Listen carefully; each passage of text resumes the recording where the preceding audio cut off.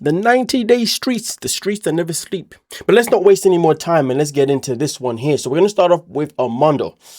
So, TMZ have reported that Armando's immigration attorney is making a public plea to the Department of Homeland Security and other US officials, asking for emergency help so the 90-day star can reunite with his husband and daughter during a devastating family medical crisis. Chelsea tells TMZ Armando is urgently seeking assistance so he can reunite with his US citizen spouse, Kenny, and his lawful permanent resident daughter, Hannah, who is receiving critical care in the ICU at Phoenix Hospital. Listen, first and foremost, I hope that this Chelsea can get something done. You know, because it'd be great for Hannah to also be able to see her father, okay, obviously in this moment in time in her life. The good news, though, is that Kenny was able to whip all the way to Arizona, Phoenix, Arizona, to obviously be there with Hannah throughout this challenging time, which is fantastic. So at least she's got someone there to be by her side. And based on the pictures of alone, it seems as if things are going in the right direction now for Hannah. For the people who don't know, and this is all new to you, Hannah was in a situation where she was bleeding in the brain. It's been unclear what triggered it, what caused it. It is very unclear, obviously, if there's anything else happened with her, but these are the things that we've been told so far by Armando himself in particular. And to be honest with you, I'm only going to tell you what Armando said. If you see any other news telling you that, oh, this also happened and this also happened to Hannah, please proceed with caution, believe in it, because at the end of the day, so far, Armando has been keeping us informed with exactly what has been happening. So therefore, I'm going to trust him as the only source to trust regarding the current situation of his daughter. Now, with that being said, though, as per 90 Day Fiance update, they also came out with this post by saying, Hannah update, Kenny is in Arizona to be with Hannah's side. He had a message from Hannah to the fans, and this is what Hannah said. Hannah told me to tell you thank you all for the love that she's receiving from you all. She is truly touched and shocked by it all. It means the world to us all. And as of July 16th, in the UK is different. We do the date first. But anyway, July 16th, the GoFundMe has hit almost 70k since yesterday. No signs of slowing down. So this is the situation right now when it comes to Kenny and Armando and Hannah. I have no idea. My mind went completely blank there. Went completely blank. But now we're going to move on to the next piece of information for this video. And this one here is about everyone's favorite couple of the new season of 90 Day Fiance season 12. And that being Debbie and Mido. I know your favorite couple. But somebody noticed something very, very fascinating here. Mido couldn't even properly place his hand on Debbie for this shoot. And that's crazy because you can see his arm right now is literally balled up into a little fist. Man has no mercy. He does not care. He does not want to be around her. This guy truly knows that he's just not into her. And it's very, very disappointing that Debbie is just so delusional, so desperate that she's not allowing herself to actually be accustomed to this information. Like, Debbie, you need to wake the F up. Wake the F up. But, Some people, they have to wait for something dramatically bad to happen for them to wake up. I repeat myself. Some people have to wait for something dramatically bad to happen before they recognize things. And the unfortunate thing is that sometimes it can be too late. So please do not wait until something too bad has happened for you to wake up from the noise. But I do understand that sometimes in life people can be mentally abused to the point where it's hard for them to recognize what is actually happening. I do understand that it's not as easy as it's not as simple as 1, 2, 3 for some people, depending on your situation. But with this one, this is not the case. This is a case where this woman is displaying somebody who is desperate to just have a man that looks the part to just want to be with her, rather than actually look for a man that actually wants to be with her. It is so sad and so pathetic. But hey, Debbie will do what Debbie wants to do. But either way, though, let me know your thoughts regarding this itself in particular, where obviously it is blatant that this man is even showing us even more signs that he's just not into Debbie. But now we're going to move on to the next piece of information for this one. Now, this one is interesting because Shea has been dragged, throughout this season, for his drinking, for the way he speaks to other people, blah, blah. So this is where things get interesting. Shea is not the only one in the family that is being dragged. His daughter is also being dragged pretty much. And somebody has made a very interesting point here. As if Shea isn't as bad as it is, isn't bad enough as it is, but his daughter drives me crazy. Like, her relationship with her dad is so weird. And it's like she gets a rise out of making sure that two of them don't work out. Gotta be one of the weirdest father-daughter dynamics I've seen on this damn show. But hold on a minute. Hold on a minute. This is where things get a little bit more spicy. In this one, someone said, why is a 33-year-old Allison, that being his daughter, hanging out with 21-year-old girls? Then continue by saying, why the hell? And then continue by saying, and more importantly, why is she bringing them around her predatory dad and getting them drunk? Her relationship with her dad is already weird, but apparently all of her relationships are. And to be fair, this is a very good, strong point that had to be pointed out, because we've seen him in the most recent episode. We've seen what happens when he's drunk. When he's drunk, he goes up to all the young girls and he goes, if I was your age, well, guess what, Annabelle? You may not be here, Annabelle, thinking that was going to be funny. Thinking Annabelle was going to be okay with that level of humor. There's nothing humorous about that nonsense. It's disgusting, it's revolting, it's ugh. End of the day, I'm very curious. If his daughter was 21 years of age and a man of his age came up to his daughter and was doing flirty banter, would he be okay with it? That is the question that I have for Shea. If he's watching this, that's the question that I have for you. Would you be okay with it? Now, regarding his daughter having friends that are 21 years of age while she's 33, well, we don't know for sure if all of our friends are 21. We're only basing this based on what we've seen on the show. But I will say this though.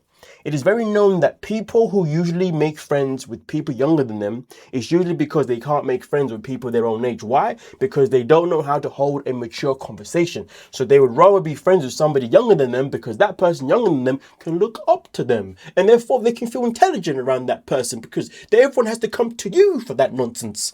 So maybe she's one of these people who feels the need to only be friends with people younger than her because therefore she can feel like she's on a pedestal. But unfortunately, younger people look up to older people. But the reason why I said unfortunately is because sometimes younger people don't even recognize what type of older person they're actually looking up to, because sometimes someone being older than you doesn't necessarily always identify that person is actually good to be in your space or good to actually, or is actually mature. Look at it this way, folks. We would all know someone that was raised by immature parents, but yet they had to look up to them, and then look at their lives now. We all know somebody that had to be around and introduced around so many adults that would just and then look at what that made that person become when they get older.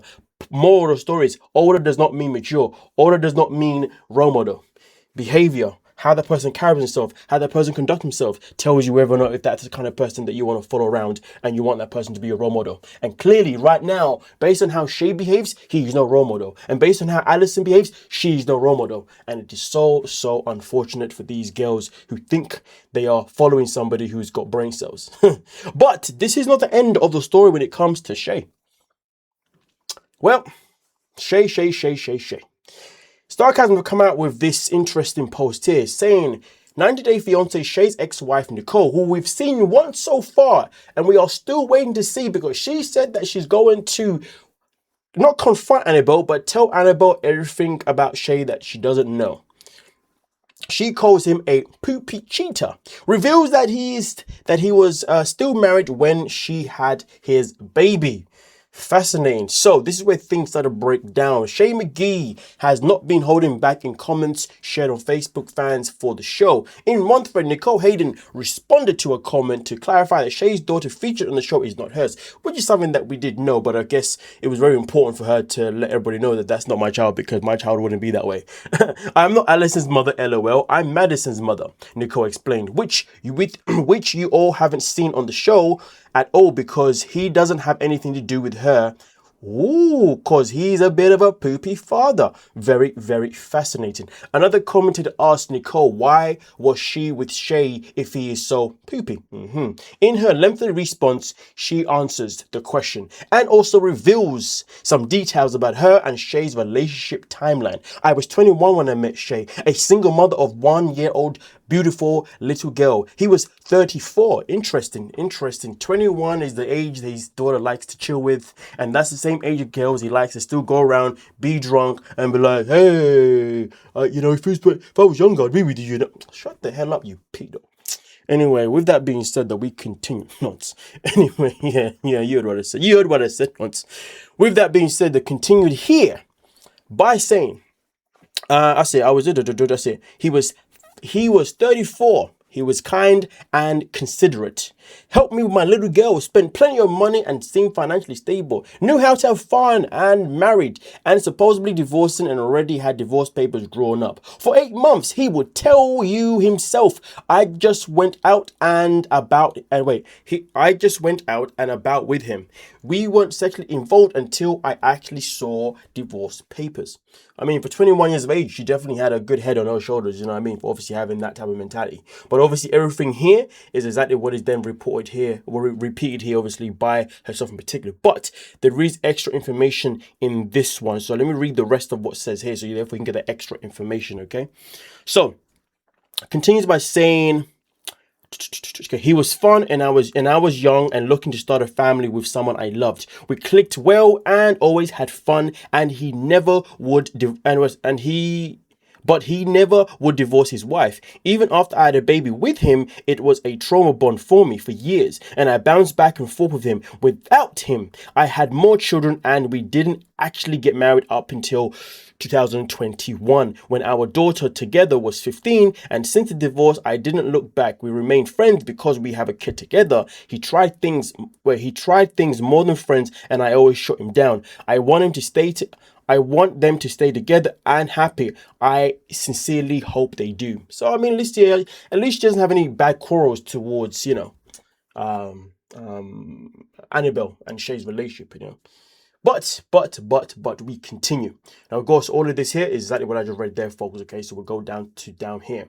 Now, it also says here that on another post, a commentator claimed Nicole only wanted to tell Annabelle what she and Shay had been up to because Nicole wasn't getting what she wanted, not because she was the bigger person. And then she comes in and says, I haven't asked Shay for anything in so long that this is laughable, Nicole replied. And I'm sure a shit can do, and I'm sure has shit don't want him. Okay, I hear you. Nicole continued by saying, not doing it to be a bigger person, doing it because he's garbage and no woman deserves that manipulation and cheating that goes in a relationship with him, period. And so far, he has displayed a lot of signs of somebody who is not loyal. He literally categorically said that when I'm out drinking and I'm having fun and whatnot, it's not cheating, I'm just having a little bit of fun.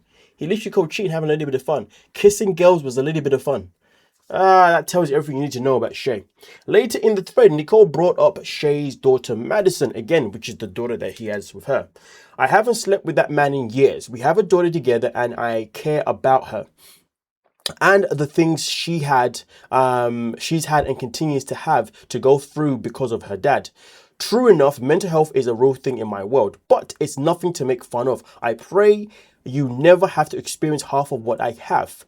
Crazy, no emotion, unstable for a long time. Yes, I was. Clearly, I had to be with him and let him pop in and out of our lives for 15 years.